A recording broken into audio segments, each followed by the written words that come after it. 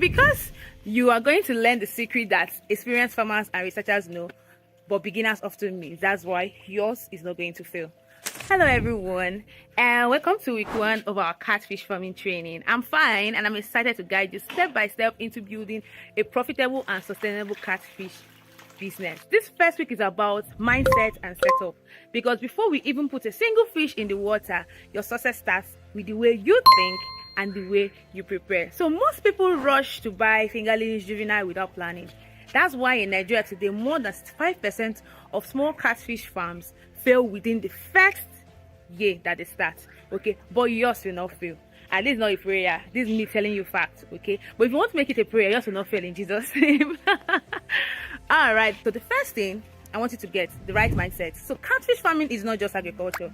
In fact, it is a business. It's not just agriculture, it is a business. If you treat it like a hobby, it will pay you like a hobby. Now, here are 3 mindset shifts that I want you to make right now. Number 1, business mindset. Every feed pellet you throw into water is money. Feeding carelessly is like throwing naira notes into the ponds. Okay? Scientists call it FCR, feed conversion ratio. It measures how efficiently your fish turn feed into body weight. A good farmer knows that FCR is king. All right, the second mindset I want you to have is patient mindset. Catfish is not plant today, harvest tomorrow. Growth is gradual, and success comes to those who measure, adjust, and wait for results. The third mindset I want you to have is the data mindset. Keep records. Okay, a study from FUNAB, you will know what FUNAB is, but it's actually an agricultural body, showed that farmers who track stocking, their stocking density, their feed weight, and their water quality had 30% higher profit margins than those who relied on guesswork. So remember, no data, no decision, no patience, no profit. All right, so now let's go inside again. So this time around, I want us to talk about why catfish is so important in Nigeria. Okay, Nigeria consumes over 2.5 million metric tons of fish annually, but we only produce about 1.2 million tons locally. That's a supply gap of over 1 million tons every year. So catfish specifically is loved by almost everyone because it goes faster than tilapia. You can rarely see where they say they have tilapia restaurants. We can see catfish joints, but I don't think I've seen tilapia joint before. So that should give you an idea of why I said it's in the market. Okay, there's a stable demand in restaurants, pepper soup joints, and in homes. Unlike poultry, catfish requires no importation of medicine or vaccines that can wipe out your stock when there's scarcity. Okay, so this means that if you farm correctly, your fish already has a waiting market.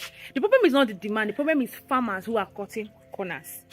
All right, okay, now let's talk about how to set up properly. There are 3 main pond systems in Nigeria. There's the earthen pond, the one that you dig like in the soil.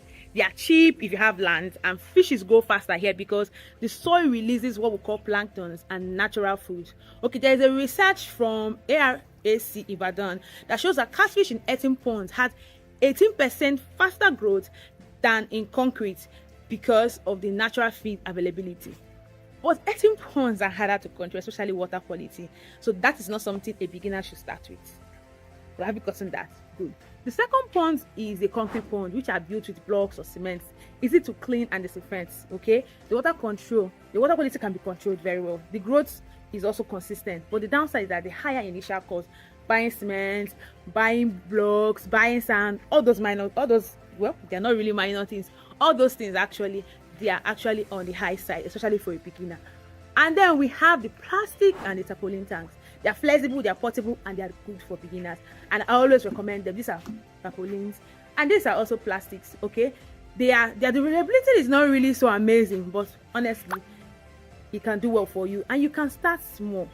All right, and it's easy to manage the water inside it. So start with what you can manage, not what looks big.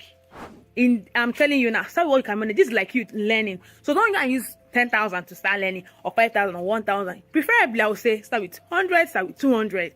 Okay, when you are done learning, when you have made that mistakes, you have learned, and then you can start upscaling. You can start, scaling up and higher. All right, that is what I would tell you. Okay, so in this particular training, I would say start with tarpaulin or start with this one, and you will be okay. You learn, you practice, before you now start buying your thousands, 5,000s, and your 10,000s. All right. Okay. Now the next thing on the line or on the list is water quality. So water is life. You can feed the best feed, stock the best fishes, but if the water is wrong, everything dies. There are 4 key water quality factors you must know. They're scientifically proven, but I'm going to simplify them here. Number 1, dissolved oxygen. So your fish breathe oxygen through water. Low oxygen equals to your fish will start, you'll always be on the surface. So keep the dissolved oxygen high by avoiding overcrowding and adding fresh water regularly. The next thing there is pH, the acidity of your water. The ideal pH for catfish is 6.5 to 8.5. If it's too acidic or too alkaline, it stresses your fish. So the quick test is for you to put a little water into a container, okay, and you drop in. For me, I use the one you drop in, and then you get to, like, based on the color, you get to know if you're unsafe, if it's too alkaline, or it's too acidic. All right, use or you can even buy pH meter, the digital one, but whatever works for you, make sure you're testing. Then the third thing is ammonia. So when fish eat, they will release waste, and this waste is what produces ammonia, and when there is high ammonia, it's equals to poison. That's just the truth of the matter. Okay, and the signs include your fishes will just be swimming anyhow in the pond, and they will have red gills. That's ammonia poisoning. And the fix is very simple: regular water change. That's just it. Then the fourth thing is temperature. All right, the ideal temperature is between 26 to 30 degrees Celsius. If it's above 34, stress will start happening. All right, but if it's below 20, their growth slows down, because of course they won't even be eating much because of the temperature. So if you see your fish at the surface in hot afternoon, just know that your pond is salt. Maybe you could just use something to shed it. So golden rule I want you to have: get your pen and paper and write it down if you're not be writing all this while. Clear water does not mean good water. You say, my water is clear. No, it doesn't mean that your water is good. Make sure that you are testing, make sure you are observing, and make sure that you are.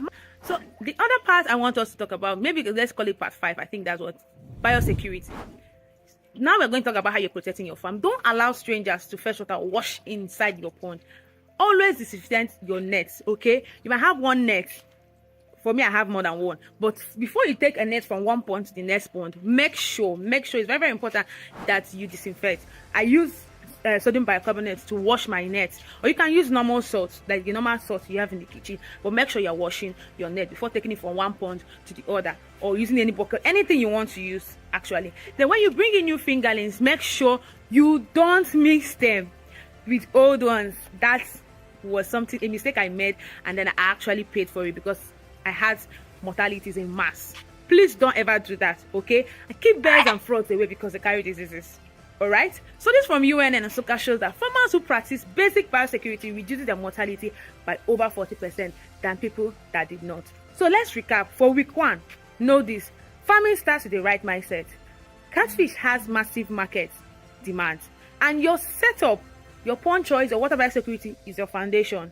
Every other thing is an extra. So this week, your action step or your action point is simple: decide which pond system you want to use, inspect your water sources, and test your pH of your water. Very important. And then share your feedings or your findings in the group. Very much important. Remember, don't just be a farmer, be a scientific farmer, because that's the difference between struggles and success. Okay, being a normal farmer, regular farmer, and a scientific farmer, that's the difference between success and struggles. All right, so see you in week 2, where we'll talk about fingerlings and stockings. All right, bye.